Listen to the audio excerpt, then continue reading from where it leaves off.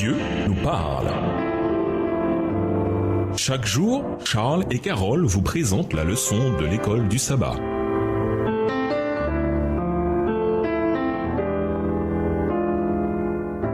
Bienvenue dans votre émission Dieu nous parle. Nous voilà à la première leçon allant du 25 juin au 1er juillet. Restauration totale. Étude de la semaine, Genèse 1, les versets 26 et 27, Deutéronome 6, le verset 5, Genèse 3, les versets 8 à 19, Jacques 4, le verset 4, Galates 4, le verset 19, Marc 2, les versets 1 à 12 et Jean 10, le verset 10. Verset à mémoriser, Dieu créa l'homme à son image, il le créa à l'image de Dieu, homme et femme, il les créa. Genèse 1, verset 27 dans la version Colombe. Il suffit de regarder autour de nous, de considérer ce monde, notre quartier, nous-mêmes, pour s'en rendre compte. Se rendre compte de quoi? Il y a quelque chose qui ne va pas du tout. Ça s'appelle la chute, ça s'appelle le péché, ça s'appelle la rébellion et ça s'appelle le grand conflit. Mais la bonne nouvelle, c'est que ce n'est pas pérenne. Cela ne va pas durer éternellement. Jésus est venu, il est mort pour les péchés du monde et il a promis de revenir. Et quand il reviendra, il ne restera rien de ce monde. Il sera remplacé par un nouveau royaume, son royaume éternel. Au jour de ses rois, le Dieu du ciel suscitera un royaume qui ne sera jamais détruit. Et ce royaume ne passera pas sous la domination de notre peuple. Il pulvérisera et anéantira tous ces royaumes-là et lui-même subsistera toujours. Daniel 2, verset 44. Quelle restauration! Mais n'attendons pas le retour de Jésus pour que la restauration commence. Ceux qui sont en Christ sont d'ores et déjà une nouvelle création. 2 Corinthiens 5, le verset 17. Et nous sommes prédestinés à devenir conformes à l'image de son Fils. Romains 8, le verset 29. Il nous appelle aussi et nous en donne les moyens en tant qu'Église, de sorte que nous pouvons agir en vue de la restauration d'autrui également. En interagissant avec les autres et en établissant une relation avec eux, nous devons refléter le caractère de Dieu. C'est alors que nous verrons son amour et remarquerons combien il œuvre dans notre vie. Au revoir. Et à demain si Dieu veut. Dieu nous parle. Chaque jour, Charles et Carole vous présentent la leçon de l'école du sabbat.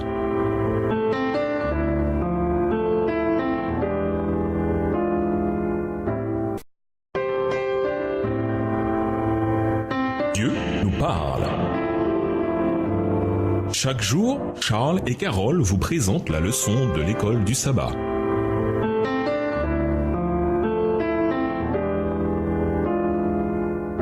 Bienvenue dans votre émission. Dieu nous parle. Nous voilà au dimanche 26 juin. L'image de Dieu. La Bible déclare que l'humanité a été à l'origine créée à l'image de Dieu. Genèse 1, verset 27. Une image peut être en deux dimensions, comme un reflet dans le miroir ou une photographie, ou bien en trois dimensions, comme une statue ou un hologramme. Une image peut également être immatérielle, comme une idée que nous avons en tête. Que veut dire la Bible? Lisons Genèse 1, les versets 26 et 27. Comment la Bible explique-t-elle ce que signifie avoir été créé à l'image de Dieu? Voir également Genèse 1, le verset 31, Deutéronome 6, le verset 5 et 1 Thessaloniciens 5, le verset 23. Genèse 1, les versets 26 et 27. Puis Dieu dit, faisons l'homme à notre image, selon notre ressemblance, et qu'il domine sur les poissons de la mer, sur les oiseaux du ciel, sur le bétail, sur toute la terre et sur tous les reptiles qui rampent sur la terre. Dieu créa l'homme à son image, il le créa à l'image de Dieu, il créa l'homme et la femme.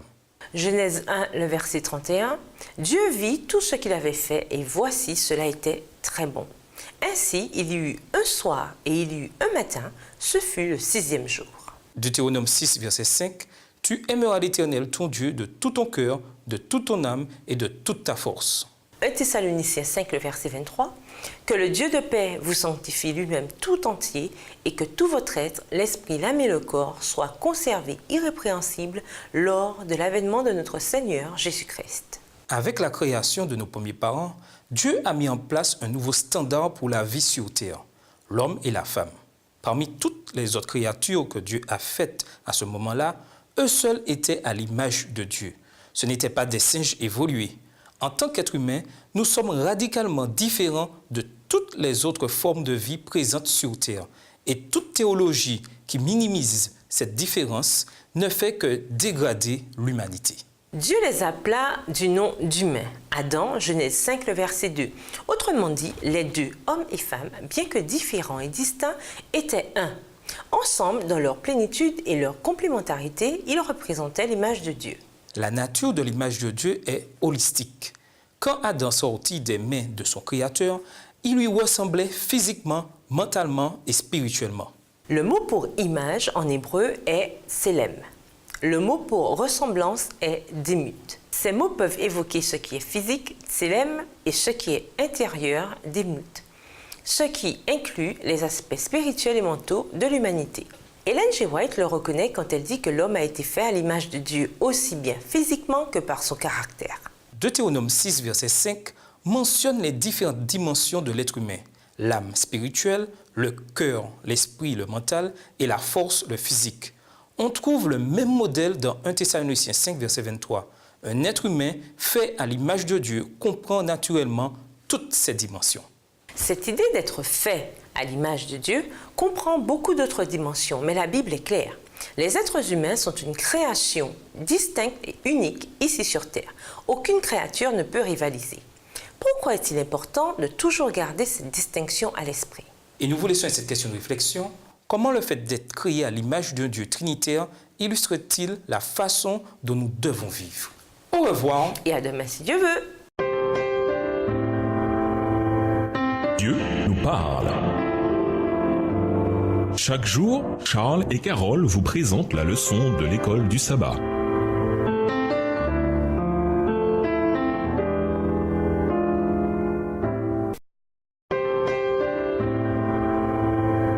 Dieu nous parle.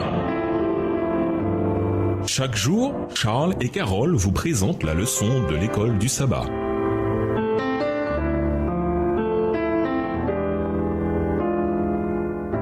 Bienvenue dans votre émission. Dieu nous parle. Nous voilà au lundi 27 juin, la chute et ses répercussions. La Bible ne dit pas combien de temps s'est écoulé entre la fin de la création et la chute. Des jours, des semaines, des années, nous l'ignorons. Mais ce que l'on sait, en revanche, c'est qu'il y a bien eu une chute et que ces résultats se sont fait sentir immédiatement et de manière visible. Après qu'Adam et Ève aient mangé du fruit de l'arbre de la connaissance du bien et du mal, la première conséquence à être mentionnée est la prise de conscience de leur nudité. Genèse 3, le verset 7. Ils ont cherché à se cacher de la présence de Dieu. Leur robe de lumière avait disparu. Leur intimité avec Dieu fut interrompue à cause de cette découverte de leur nouvelle intimité avec l'égoïsme du péché. Dieu chercha ensuite à instruire le premier couple au sujet des conséquences de leur péché. Lisons les textes suivants et identifions quelles sont les conséquences immédiates du péché d'Adam et Ève. Genèse 3, les versets 8 à 10, Genèse 3, verset 12, Genèse 3, verset 13, Genèse 3, verset 16, Genèse 3, les versets 17 à 19. Comment se manifestent ces mêmes conséquences aujourd'hui? Genèse 3, les versets 8 à 10. Alors ils entendirent la voix de l'Éternel Dieu qui parcourait le jardin vers le soir, et l'homme et sa femme se cachèrent loin de la face de l'Éternel Dieu au milieu des arbres du jardin. Mais l'Éternel Dieu appela l'homme et lui dit « Où es-tu » Il répondit « J'ai entendu ta voix dans le jardin et j'ai eu peur parce que je suis nu et je me suis caché. » Genèse 3, verset 12. L'homme répondit « La femme que tu as mise auprès de moi m'a donné de l'arbre et j'en ai mangé. » Verset 13, et l'Éternel Dieu dit à la femme, « Pourquoi as-tu fait cela ?»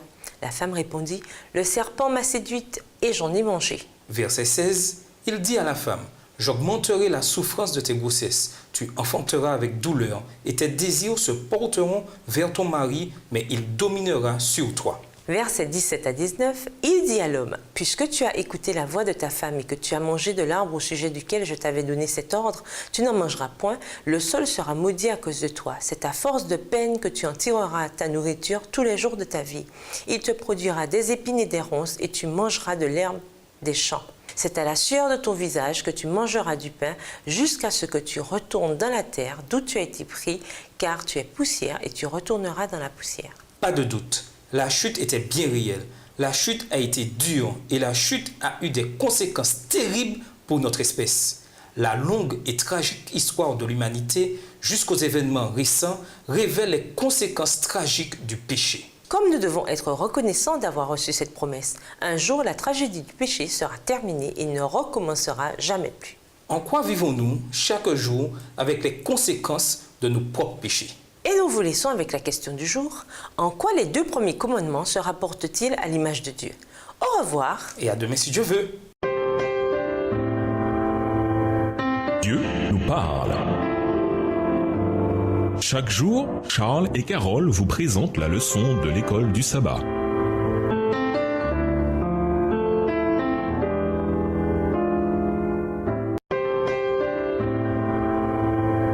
Dieu nous parle.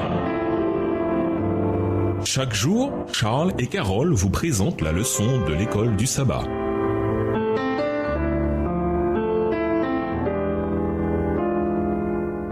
Bienvenue dans votre émission. Dieu nous parle. Nous voilà mardi 28 juin. Inimitié et rédemption. Lisons Genèse 3, les versets 14 et 15. Que veut dire Dieu quand il déclare à Satan: je mettrai inimitié entre toi et la femme, entre ta descendance et sa descendance. Genèse 3, verset 15 dans la version Colombe. Quelle espérance y a-t-il ici pour nous? Genèse 3, les versets 14 et 15. L'Éternel Dieu dit au serpent: puisque tu as fait cela, tu seras maudit entre tout le bétail et entre tous les animaux des champs. Tu marcheras sur ton ventre et tu mangeras de la poussière tous les jours de ta vie. Je mettrai inimitié entre toi et la femme, entre ta postérité et sa postérité. Celle-ci t'écrasera la tête et tu lui blesseras le talon. Le mot inimitié en hébreu a la même racine que le mot hébreu haine et le mot ennemi. En mangeant de l'arbre de la connaissance du bien et du mal, le couple s'est placé avec toute l'humanité dans une situation d'inimitié avec Dieu. Voir Romains 5, verset 10, Colossiens 1, verset 21 et Jacques 4, verset 4. La promesse de Dieu implique ici que Dieu va mettre son plan à exécution pour attirer de nouveau l'humanité à lui, transférant ainsi l'inimitié sur Satan. Ainsi, en transférant cette inimitié de lui à Satan, Dieu établissait une possibilité de sauver l'humanité tout en ne transgressant pas les principes de son gouvernement divin.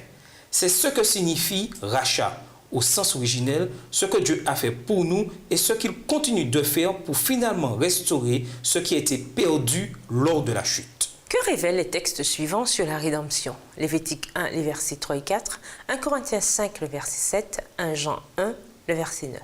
Lévitique 1, les versets 3 et 4. Si son offrande est un holocauste de gros bétail, il offrira un mâle sans défaut.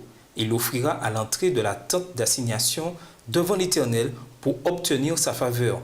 Il posera sa main sur la tête de l'holocauste qui sera agréé de l'Éternel pour lui servir d'expiation. 1 Corinthiens 5, le verset 7, « Faites disparaître le vieux levain, afin que vous soyez une pâte nouvelle, puisque vous êtes sans levain, car Christ, notre Pâque, a été immolé. » 1 Jean 1, verset 9, « Si nous confessons nos péchés, il est fidèle et juste pour nous les pardonner et pour nous purifier de toute iniquité. » Les théologiens emploient parfois le mot expiation pour parler de la manière dont fonctionne la rédemption. En latin, expiare signifie racheter et implique l'idée de réparation d'une mauvaise action. Quelqu'un a commis une mauvaise action, a transgressé la loi et la justice exige une peine pour cette transgression. On dit parfois que le coupable a une dette envers la société à cause de ce qu'il a fait. En ce qui nous concerne, nous avons péché, mais dans le plan du salut, la rédemption, la mort sacrificielle du Christ nous dégage les conséquences légales de cette faute. À la place, le Christ lui-même a payé la pénalité pour nous. Le châtiment qui aurait dû être le nôtre légalement, car oui, le gouvernement de Dieu a des lois, a été pris par Jésus. Ainsi, les exigences de justice ont été satisfaites, mais elles l'ont été en Jésus et pas en nous. Bien que nous soyons pécheurs, bien que nous ayons commis des infractions, nous sommes pardonnés et justifiés à ses yeux. C'est l'étape cruciale et fondatrice de la restauration totale. Acte 3, verset 21, dans la version second 21. Et nous vous laissons avec cette question du jour.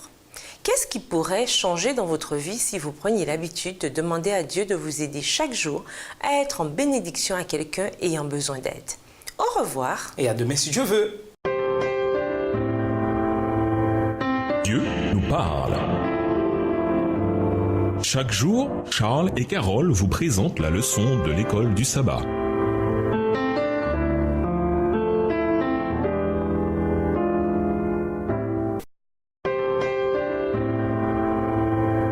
Dieu nous parle. Chaque jour, Charles et Carole vous présentent la leçon de l'école du sabbat.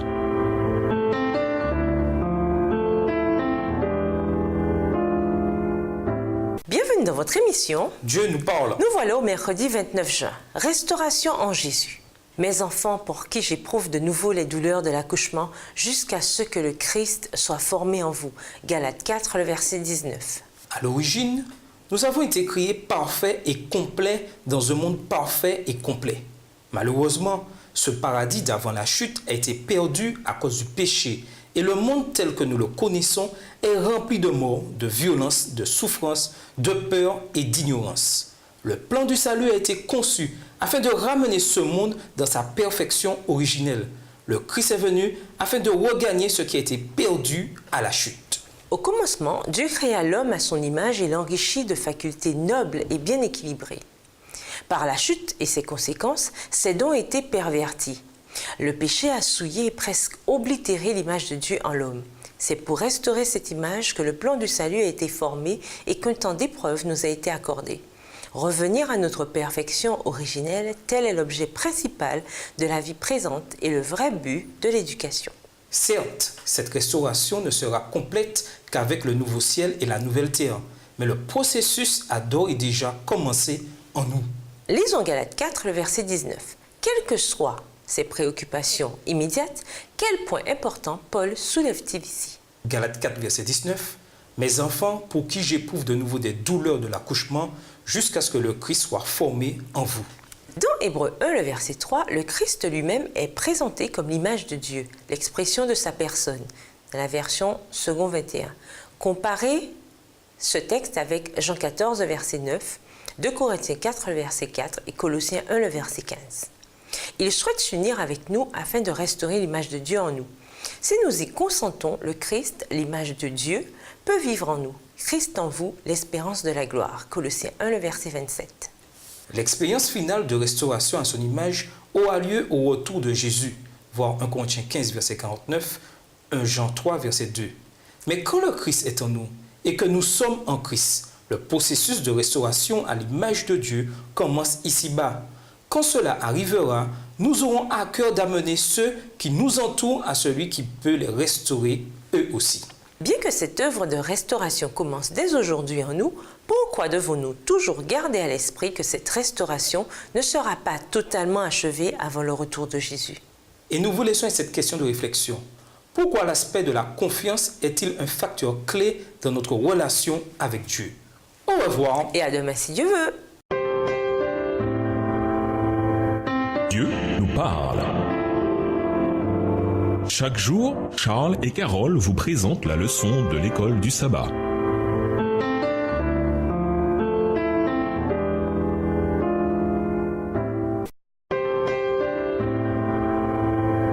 Dieu nous parle.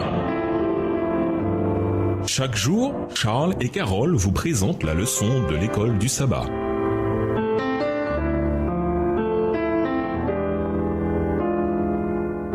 Bienvenue dans votre émission. Dieu nous parle. Nous voilà au jeudi 30 juin, le rôle de restauration de l'Église. Comme nous l'avons vu, notre monde, bien que créé parfait, est tombé avec des effets dévastateurs. Mais Dieu ne nous a pas abandonnés à notre destin, c'est-à-dire la destruction éternelle, ce même destin que nous prédit la science. Avant même que le monde commence, le plan du salut était déjà écrit, voir 1 Pierre 1, verset 2. Et au prix d'un grand sacrifice personnel, Jésus est venu dans ce monde, a souffert sur la croix et a promis de revenir. Et quand tout sera terminé et que le péché sera détruit, le monde qui a été perdu sera pleinement restauré. Pourtant, ce qui est étonnant, c'est que Dieu appelle son Église encore aujourd'hui à jouer un rôle pour œuvrer en direction de cette restauration. Lisons Marc 2, les versets 1 à 12. Cette histoire d'un groupe d'amis persévérants qui ont agi d'un commun accord pour amener un paralysé à Jésus. En quoi cette histoire illustre-t-elle le rôle de l'Église dans la guérison et la restauration des gens? Marc 2, les versets 1 à 12. Quelques jours après, Jésus revint à Capernaum. On apprit qu'il était à la maison. Et il s'assembla un si grand nombre de personnes que l'espace devant la porte ne pouvait plus les contenir. Il leur annonçait la parole. Des gens vinrent à lui emmenant un paralytique porté par 4 hommes. Comme ils ne pouvaient l'aborder à cause de la foule, ils découvrirent le toit de la maison où il était et ils descendirent par cette ouverture le lit sur lequel le paralytique était couché. Jésus, voyant leur foi, dit au paralytique, « Mon enfant, tes péchés sont pardonnés. » Il y avait là quelques scribes qui étaient assis et qui se disaient au-dedans d'eux. Verset 7. Comment cet homme parle-t-il ainsi? Il blasphème. Qui peut pardonner les péchés si ce n'est Dieu seul? Jésus, ayant aussitôt connu par son esprit ce qu'ils pensaient au-dedans d'eux, leur dit, « Pourquoi avez-vous de telles pensées dans vos cœurs?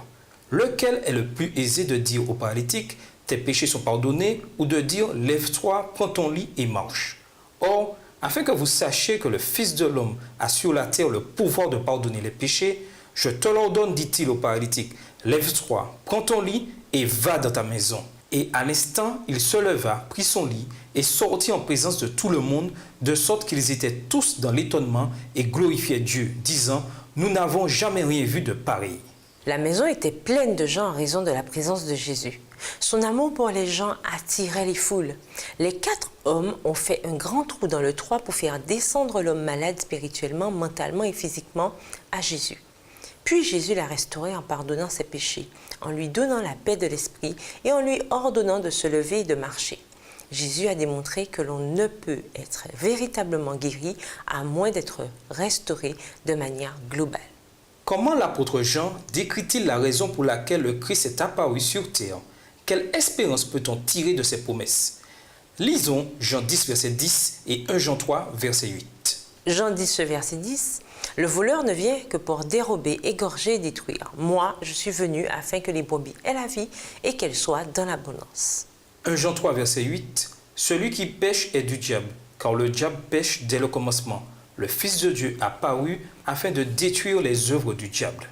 On dit que Jean 10, verset 10, représente le résumé du message adventiste. C'est la déclaration de mission du Christ. Le corps du Christ, l'Église a un rôle majeur à jouer. Suivre ses traces et détruire l'œuvre du diable en remplaçant la mort par la vie en abondance. Voir Acte 10, verset 38 et 1 Jean 2, le verset 6. L'Église est appelée à collaborer avec le Christ en faisant progresser les gens vers la restauration à l'image de Dieu, physiquement, mentalement et spirituellement. Qui a besoin de votre aide en ce moment? Une aide que vous êtes justement qualifié pour donner. Et nous vous laissons avec la question du jour. En tant que membre de la communauté chrétienne, comment pouvez-vous participer au mouvement pour régler les problèmes mondiaux mentionnés ci-dessus? Au revoir. Et à demain si Dieu veut. Dieu nous parle. Chaque jour, Charles et Carole vous présentent la leçon de l'école du sabbat.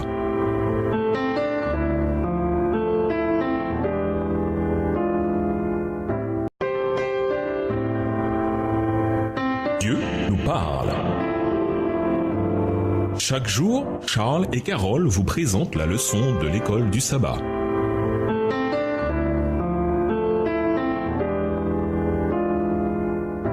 Bienvenue dans votre émission. Dieu nous parle. Nous voilà au vendredi 1er juillet. Pour aller plus loin, lisons ces autres passages sur la restauration à l'image de Dieu. Romains 8, le verset 29, Colossiens 1, le verset 15, Colossiens 3, les versets 9 à 11, 2 Corinthiens 3, le verset 18 et 2 Corinthiens 5, le verset 17. Romains 8, verset 29. Car ceux qu'il a connus d'avance, il les a aussi prédestinés à être semblables à l'image de son Fils, afin que son Fils fût le premier-né entre plusieurs frères.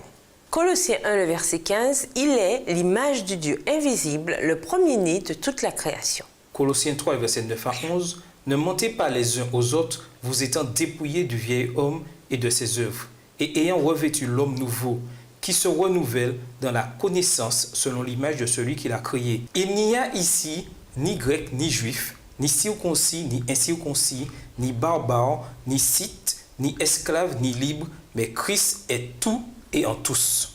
2 Corinthiens 3, le verset 18, « Nous tous qui, le visage découvert, contemplons comme dans un miroir la gloire du Seigneur, nous sommes transformés en la même image de gloire en gloire, comme par le Seigneur l'Esprit. » 2 Corinthiens 5, verset 17, « Si quelqu'un est en Christ, il est une nouvelle créature.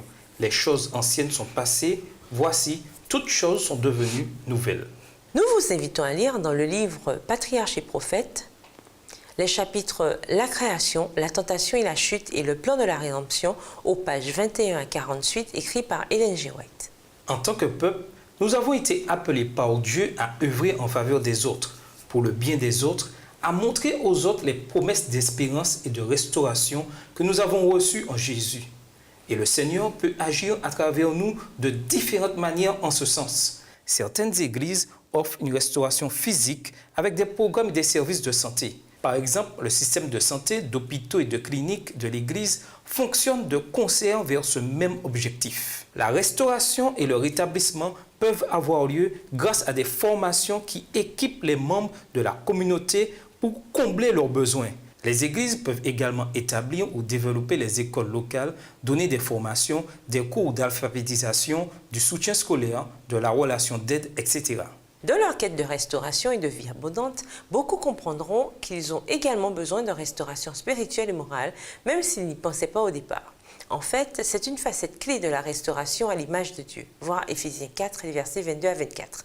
L'Église a une position et une qualification unique pour combler ses besoins, meilleure que toute autre organisation séculaire, sociale ou sanitaire. À méditer, donnez des exemples de ce que votre Église accomplit déjà en faveur de la restauration physique, mentale et spirituelle des gens de votre localité. Que fait votre Église dans ce domaine? Partagez avec votre classe des idées pour développer les ministères de restauration de l'Église dans votre secteur. Comment comprenons-nous cette idée de restauration physique? Après tout, quoi qu'on fasse pour aider les autres à retrouver leur santé, à moins que le Seigneur ne revienne de leur vivant, la plupart de ces gens finiront par succomber à la maladie et aux outrages de la vieillesse. Pourquoi est-ce une preuve supplémentaire que la restauration totale ne peut avoir lieu qu'après le retour de Jésus? Que signifie être restauré à l'image de Dieu dès aujourd'hui? Comment cela fonctionne-t-il? Comment savoir si nous avançons? Pourquoi notre perception de Dieu doit-elle être claire si nous voulons que cette restauration ait lieu? Comment ne pas céder au découragement quand nous ne voyons pas les progrès escomptés? Pour conclure, dans une librairie chrétienne, j'ai vu un miroir assez particulier. De loin, on dirait n'importe quel autre miroir, mais de près, on aperçoit au centre une image ténue de Jésus. Quel impact formidable les chrétiens pourraient avoir si, avant de commencer la journée, ils se regardaient dans un tel miroir, non pour vérifier leur look, mais pour se rappeler que le but le plus important pour les prochaines 24 heures, c'est de refléter l'image de Dieu à chaque personne qu'ils vont rencontrer. Tandis que Dieu restaure son image en nous, donnons au monde la meilleure image possible de sa personne et de la valeur qu'il accorde à chaque âme. Au revoir. Et à demain si Dieu veut. Dieu nous parle. Chaque jour, Charles et Carole vous présentent la leçon de l'école du sabbat.